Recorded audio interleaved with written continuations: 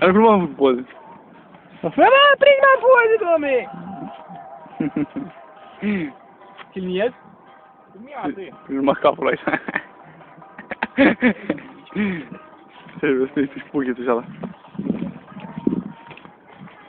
Hai, dă-mă! Deci filmez drumul ca Andrei, hai să fac o poză! Zi, păsărica! Bă, la fel, dacă poate ne rețeștim la drap.